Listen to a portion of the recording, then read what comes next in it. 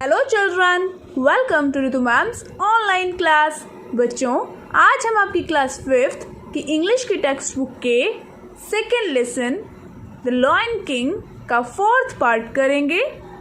तो बच्चों, हमने पेज नंबर 14 पर वोकैबुलरी पोर्शन तक कर लिया था। आज इससे आगे करेंगे, ग्रामर पोर्शन करेंगे। आज देखो यहाँ क्या दिया हुआ है, pick out nouns and verbs from the paragraph given below.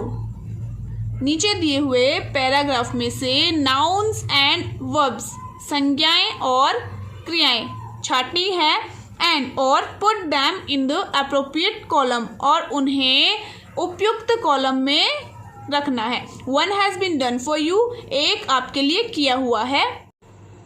तो बेटा, सबसे पहले मैं आपको बता दूं कि नाउन और वर्ब क्या होता है। देखो, नाउन क्या होता है। Noun is a naming word. Noun एक नेमिंग वर्ड है, मतलब किसी के भी नाम को नाउन कहते हैं। Name of any person, place और थिंग, किसी व्यक्ति, वस्तु या स्थान के नाम को हम नाउन कहते हैं। और वर्ब क्या होता है। वर्ब होती है किसी काम का करना या होना। हिंदी में इसे क्रिया कहते हैं। उसी क्रिया को हम वर्ब कहते हैं इंग्लिश में।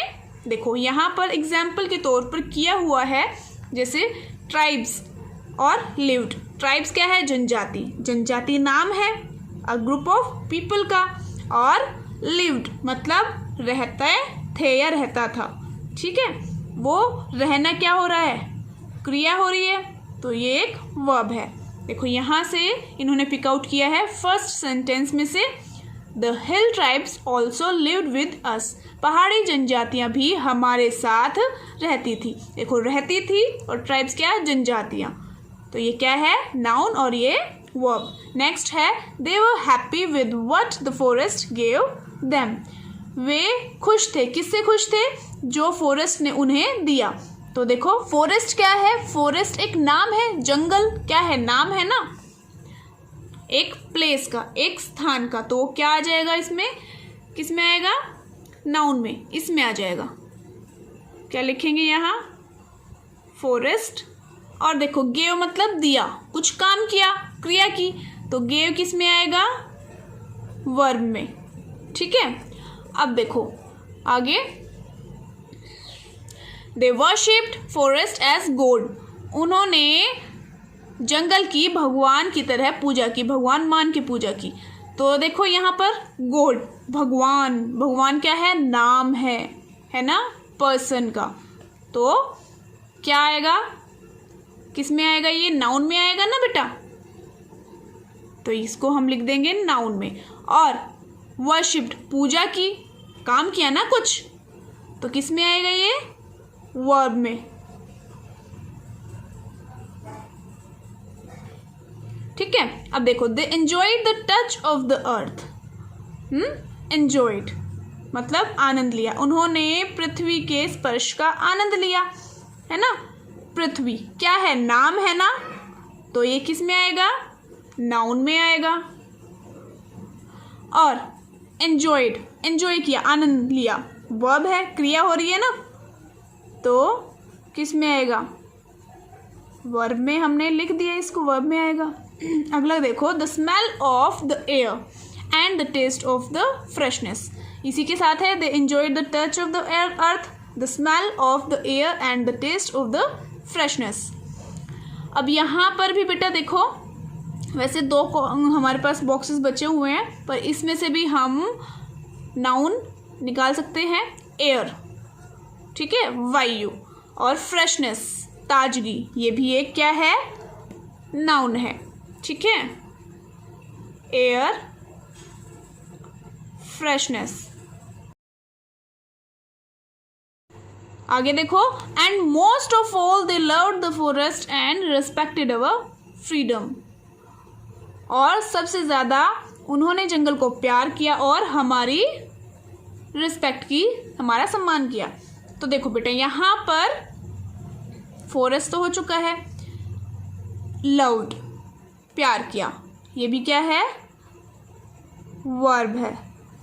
ठीक है, अब रिस्पेक्टेड, ये भी क्या है, एक वर्ब है।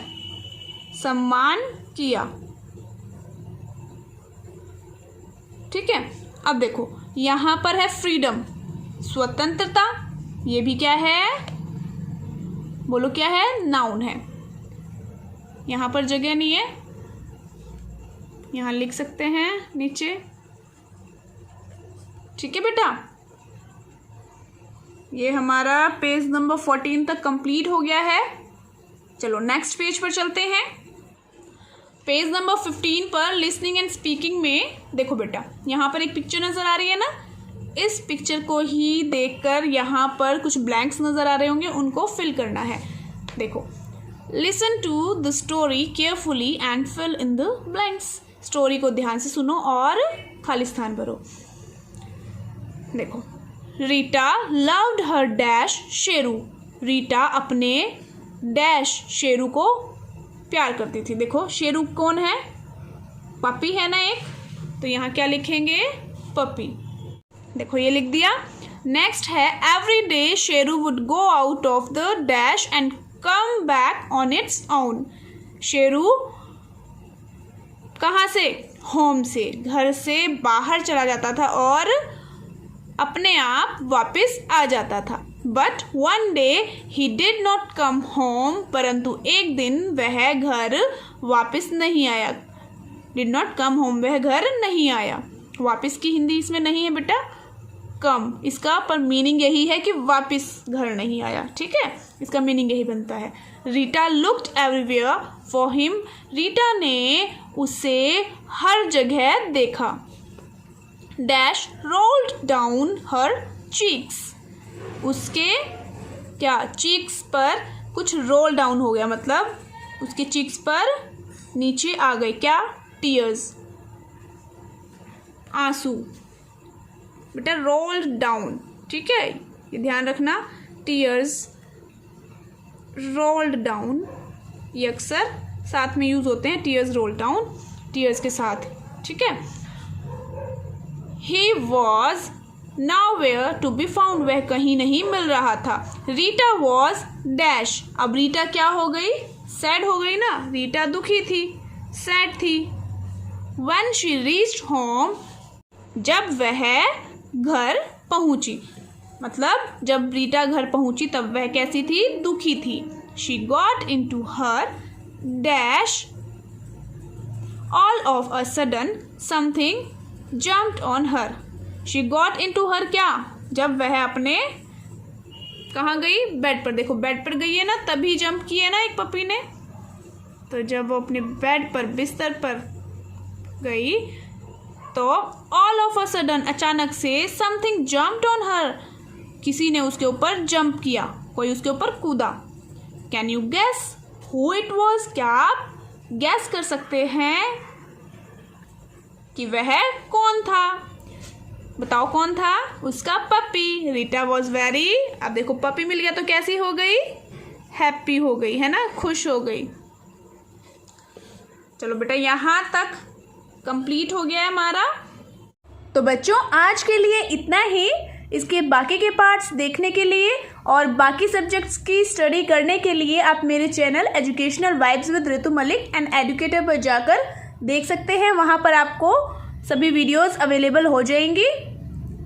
और हाँ, अगर आपने मेरे चैनल को अब तक सब्सक्राइब नहीं किया है तो चैनल को सब्सक्राइब ज़रूर करें और उसी के साइड में जो बेल आइकन है उसको ज़रूर प्रेस करें ताकि मेरी आने वाली सभी वीडियोस की नोटिफिकेशंस आपको मिलती रहे।